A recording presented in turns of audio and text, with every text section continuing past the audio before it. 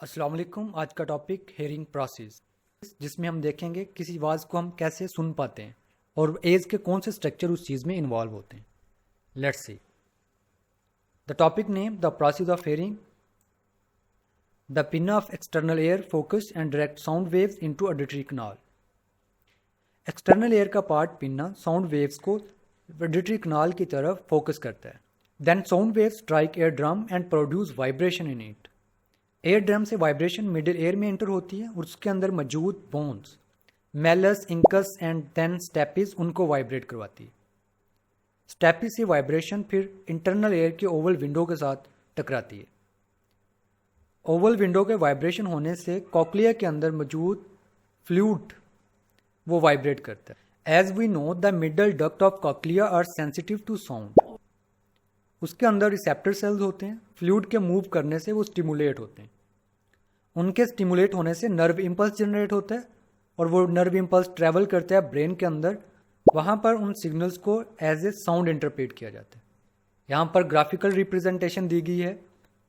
Air drum ये vibrate करता है, इसके साथ कनेक्ट मेलस, ये वाइब्रेट होता है, देन इंकस, देन स्टेपिस, और इस तरह से वाइब्रेशन यहाँ से होती हुई कॉक्लिया की मिडल जो ट्यूब है यहाँ तक पहुँच पाती है और यहाँ से नेक्स्ट नर्व इम्पल्स जनरेट होकर ब्रेन के अंदर जाती है और वहाँ पर हम अल्फाजों को सेंस करते हैं, महसूस करते हैं, अंडरस्टैंड करते हैं।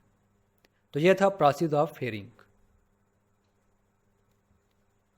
और सेकंड इंपॉर्टेंट फंक्शन है एयर का बॉडी बैलेंस को मेंटेन करना। यह किस तरह से होता है ये हम देखते हैं। Semi circular canals and vestibules help to maintain the balance of body. ये दो स्ट्रक्चर एक्चुअली बॉडी बैलेंस को मेंटेन करते हैं। दोनों का रोल थोड़ा डिफरेंट है। सेमी सर्कुलर कनाल्स, इसके अंदर सेंसरी नर्व्स होती हैं जो हेड की मूवमेंट को डिटेक्ट करती हैं, महसूस करती हैं। सर को हम नीचे करते हैं, ऊपर करते हैं, लेफ्ट एंड राइट, सर की कोई भी मूवमेंट उस मूवमेंट को डिटेक्ट करते हैं सेमी सर्कुलर कनाल्स। और जो दूसरा स्ट्रक्चर है वेस्टिब्यूल, ये बॉडी पोस्चर्स, बॉडी की पोजीशन में कोई भी चेंजेस आती हैं उसको डिटेक्ट करते हैं। फॉर एग्जांपल हम बेंड हो रहे हैं, लेफ्ट टर्न हो रहे हैं, राइट टर्न हो रहे हैं, करवट बदल रहे हैं, उस चीज़ को डिटेक्ट करता है वेस्टिब्यूल। इन दो रिसेप्टर से जो न्यूरॉन्स आते हैं वो जाकर अटैच हो जाते हैं सेरिब्लम के साथ with the help of auditory nerves. इस तरह सेमी सर्कुलर कनाल और वेस्टिब्यूल्स के अंदर होने वाली चेंजेस उनको न्यूरॉन डिटेक्ट करते हैं और ब्रेन तक पहुंचा देते हैं सेरिब्लम के पास, और वहाँ पर बॉडी पोजीशन और हेड पोजीशन को विजुलाइज किया जाता है।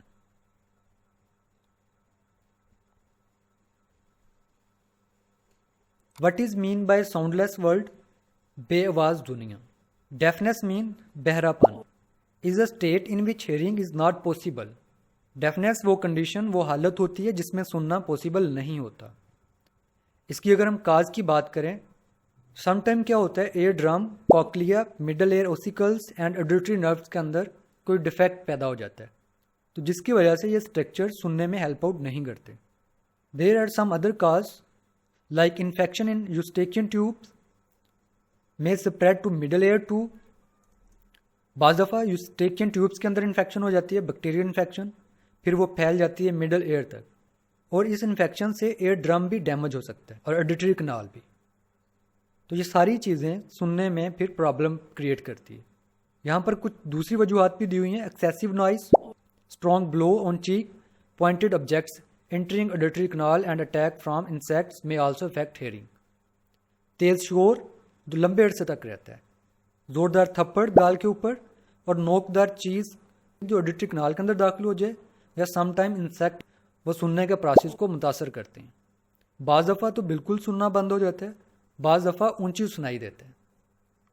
तो ये कहलाता है साउंडलेस वर्ल्ड। इसकी डेफिनेशन और काज हमने देखी। Here some information about thunderstorm. What is thunderstorm? Thunderstorm is characterized by presence of lightning and thunder। बिजली की चमक और बादलों की गनगर्ज जो है वो थंडरस्टॉर्म कहलाता है। How lightning cause? ये हम देखते हैं। The lightning is caused by an electrical charge due to the movement of water droplets or crystals carried by wind। हवा के अंदर जो वाटर ड्रॉप्स होते हैं उनकी मूवमेंट की वजह से इलेक्ट्रिकल चार्ज प्रोड्यूस होता है, उस इलेक्ट्रिकल चार्ज की वजह से लाइटनिंग होती है। And how sound of thunder are produce. क्या होता है कि इलेक्ट्रिकल चार्ज की वजह से एयर के अंदर सडन प्रेशर और टेम्परेचर इंक्रीज होता है। इन चीज़ों के इंक्रीज होने से वहाँ से एयर जो है वो एक्सपेंड हो जाती है, फैल जाती है तेज़ी के साथ। एयर के एक्सपेंशन से एक साउंड प्रोड्यूस होता है, ज़ोरदार साउंड, वो कहलाता है थंडर। ड्यूरिंग थंडर स्टॉर्म सबसे पहले हम लाइटनिंग को देखते हैं, देन हम रोर ऑफ थंडर को सुन पाते हैं। ऐसा इसलिए है कि लाइट जो है तेज़ी के साथ मूव करती है as compare to sound. Sound slow move करता है, तो इस वजह से हम बिजली की चमक पहले देखते हैं और गनगर्ज जो है वो बाद में सुनते हैं। तो ये था थंडर स्टॉर्म। अल्लाह हाफिज़।